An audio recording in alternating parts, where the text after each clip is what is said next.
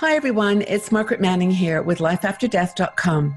Lifeafterdeath.com is a community of people who are fascinated by the topic of life after death. They're interested in reincarnation, the afterlife, and near-death experiences. And I've got a guest tonight who is going to help us to understand one of these topics very, very well. His name is Raymond Moody. He is a philosopher, a psychiatrist, and an author of about 14 books. He's most widely known for his books about life after death and near-death experience. In fact, he coined that phrase in 1975 in his book, Life After Life, Near-Death Experience. His research sets out to explore what happens to us when we die. So, Raymond, welcome. Thank you so much for having me on the show, Margaret. I'm delighted to be with you. Well, thank you. I'm very honored to have you here because I, like, millions of other people, have read your book and been fascinated by your research. And that book was in 1975, and you've done so much more since then. Yes. I came into this from a very unusual point of view. I was not raised in a religious family, and I had no idea that anybody took the notion of an afterlife seriously. But at the age of 18, I came across near-death experiences in Plato's Republic, and have since that time interviewed thousands of people from all over the world who had them. Well, it's a fascinating topic, and really what you're doing, your research, I know, is continuing to the day. I mean, we talked earlier about you're still working on these questions, and there may not be any answers for them, but you're doing your best to get to the bottom. But the question here is, what are the truths, the common truths that you have uncovered in talking to people about their near-death experiences? Well, I think probably the most startling one in a way is that contrary to the idea that I had formulated myself from very early in life, that dying is like a loss of consciousness, I think the most important thing I've discovered in a way is that death is actually an enhancement of consciousness. People who go through this experience say that far from feeling that it was a dreamlike occurrence, that the experience that they have is more real than real. So what I hear from people, you enter into a state of enhanced consciousness and hyper reality. Now, how does that work, though, Raymond, in the stories that they've told? And we could talk in a minute about some of the consistencies in the stories that people tell, the memory that they have of that time. What senses are they using then if they're not, if their heart has stopped beating, their body, in a sense, is not alive any longer? What are they? How is that consciousness expanding? What's happening? It's really interesting. People say that, for example, they have to say that when they were out of their body, they saw the doctor and nurse down below trying to resuscitate them during a cardiac arrest, for example. Yes, yeah. And they say they understand perfectly what the doctor and nurse are communicating among themselves. But they say this is not like the ordinary physical senses that we have. For example, people say that vision has more of a quality of cognition than sensoriness, and that, for example, if you see something at a distance, it's like your mind has a zoom lens to it. That you go right to it, or that rather than actually hearing words that passing between the doctor and the nurse, that they become aware of what the doctor or nurse are thinking. It sounds a little bit like what you're saying is kind of like a dream state. It's almost like when you're in your dreams, you seem to have that awareness or that connection that is beyond your ears and your eyes. Is that something that you've noticed? Or it's like the dream state in the sense that you're talking about. However, they say that in the sense of reality that comes with it, that the experience you have during a near-death experience is far more coherent and real, that it's amplified, and that when you come out of your body, you feel like you're waking up and that the life that we are leading now is dreamlike by comparison. Mm-hmm. So are there feelings, as much as there can be a feeling of fear? Is there a feeling of sort of terror, or is it a very calm experience people claim to have? No, that's what our common sense would have us believe, is that people, as they are dying, are in a state of horror and panic. And sometimes I've heard of that with people who were delirious or whatever during their resuscitation. But for the most part, no. And I've been a specialist in dealing with terminally ill patients literally since medical school. And it's not like the people imagine from their dramatic sense of it, that most people in the dying process are very calm, and you can sort of tell they're entering into some other level of awareness. Wow. So we talked about people feeling like they're out of their body, and you've talked now about sort of a kind of a knowingness about your situation and a calm. What else do they say happens to them in that state? What are the common themes? The single most common thing I hear from people all over the world is that however articulate they may be, or how many languages they speak, or how many degrees they have, they say that they simply can't describe it. They say that this is it's beyond verbal formulation. William James formulated this very well in his discussion of mystical experiences by saying that the most common feature of mystical experience is ineffability, that people there are no words. But then within that framework, basically what people say is that they often say they hear the doctor or nurse or somebody else say, "Oh, he's dead," or "We've lost him," or words to that effect. Yes. Whereupon they say that they leave their physical bodies and they drift up, they watch the scene of the resuscitation from above, and at a certain point become aware that this is what we call death. And at that point, tell us that they go through a passageway of some sort, which they may describe as a hallway or a tunnel, and come out on the other side into this incredibly brilliant and warm and loving light. And in that light, say that relatives or friends of theirs who have already died are there in the role almost of a greeting committee. And most remarkably to me, the most interesting feature of near-death experiences to me are the life reviews, where people say that time stands still and that they're surrounded by a sort of hologram consisting of everything they've ever done. And they re-witness each action, not from the point of view that they had when they did the action, but rather from the point of view of the other people with whom they interacted.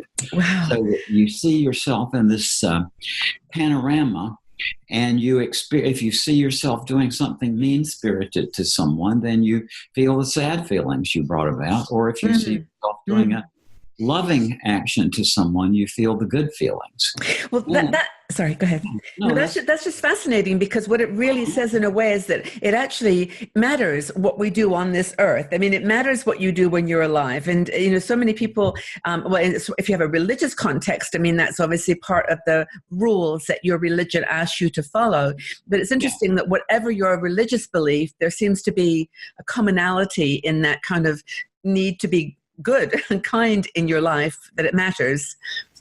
Yeah, over the years, I've talked to people, I suppose, of all the major religions and all the different sects and versions of Christianity, for example, people who are Jewish or Muslim but that really doesn't seem to weigh into this.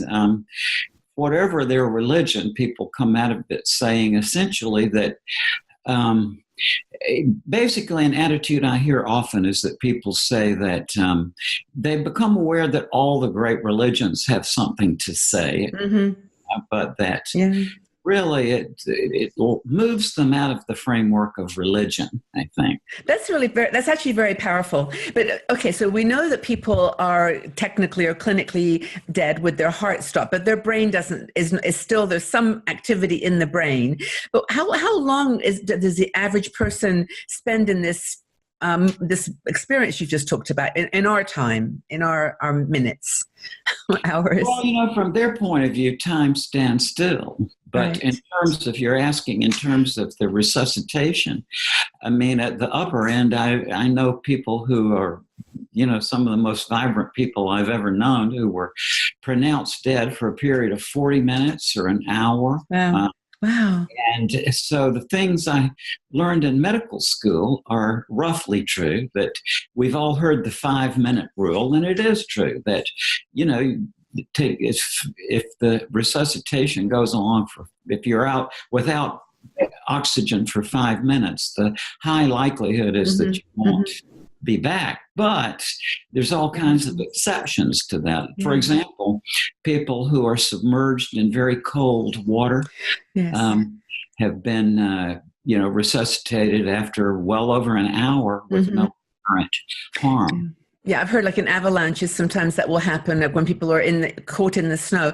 So just finally, I mean, what happens when you go through all this awareness, this deepening of consciousness, the reflection on your life, then what happens? And someone says, stop, you can't, it's not time. And what is that experience all about when you come back, where your consciousness returns? Well, some people say they have no idea how they got back, that at one moment they were in this light and then suddenly found themselves back in their bodies with no sense of transition. Wow. Other people say they were told they had to go back, that there's something left for you to do. Well, they're not told what that is, but they say you can't come yet. You got to go back.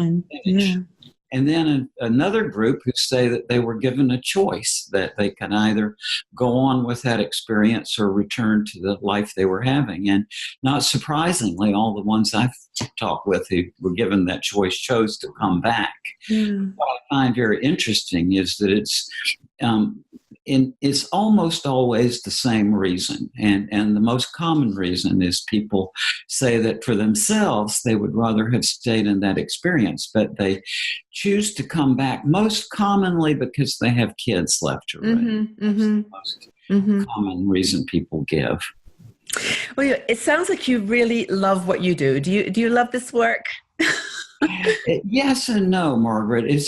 I came into this from the point of view of philosophy, and the philosophical questions that are around this are very profound. And my introduction to the concept of life after death through the writings of Plato, and later on David Hume, who was my favorite of the 18th century philosophers. And I remember even as an undergraduate, I appreciated what Hume said, and it's very accurate. He said, by the mere light of reason, it seems difficult to prove the immortality of the soul. And he said, some new species of logic is required for that purpose. Yes. And some new faculties of the mind. And that is in reality the operative problem. That's the reality. Well, that's the thing. You're a logician. I mean, you are just always looking for evidence, and that must be very challenging for you, because at some point, you're right, the words that we have in our physical language just don't touch, like Hume says. It's almost like you need a separate set of consciousness to understand the question. You do, and yet the actual problem is easy of solution. This is the reality. In the world that you are and I are in, of people who are fascinated by the concept of the afterlife, the Plato really set the problem out very well in his dialogue, the Phaedo, when he said that there's always got to be a narrative element of it. Is because the concept is very fuzzy, so you got to have some sort of storyline to get the thought started. And they had the same kind of stories we do. I almost died and I got out of my body. But then Plato said that even if you had in effect a billion stories, that wouldn't add up to rational proof of an afterlife. What he said you need in addition is some set of concepts. Yes, yes. You see, I think most people are drawn into this by the power of the stories. But if you get that conceptual thinking is something that is, by comparison, boring. So yes, yeah. And then people want to apply the scientific method to it, which is ridiculous because, anybody who thinks it through can see that the question of life after death, although I think it's the most important question, is not yet a scientific question. That's the reality. Yes. But there's a certain kind of mind that just can't, they keep trying to force it. But it's not going to work. It's not so. So that must be very frustrating for you as a philosopher. I mean, I can see as a psychiatrist, you can understand the drama of the story and the human need to find peace with this question, but you're still searching. But now your website is lifeafterlife.com. Yes? Yes. And I know you're working. Tell us what you're working on. What's your latest project? Well, in connection with lifeafterlife.com, Lisa Smart and I are doing an institution, a teaching institution called the universityofheaven.com. Okay. Address. We do webinars and such on it. And so that's the project we're into now. And that's great. That's lifeafterlife.com. Okay, well, I encourage people to check out Dr. Moody's book, both his own website, Life After Life, and universityofheaven.com. Yes, thank you. Okay, this has been so interesting. We've got some other topics we're going to talk about, but I really appreciate your time. Thank you so, so much. Thank you. It's delightful being with you. Thank you. If you enjoyed this video, please subscribe to our Life After Death YouTube channel and visit our website at lifeafterdeath.com. We are a community of people who are fascinated by the topic of life after death and subjects like near-death experience, the afterlife, reincarnation, and spirituality. Together we are exploring and discovering these topics together with curiosity and an open heart.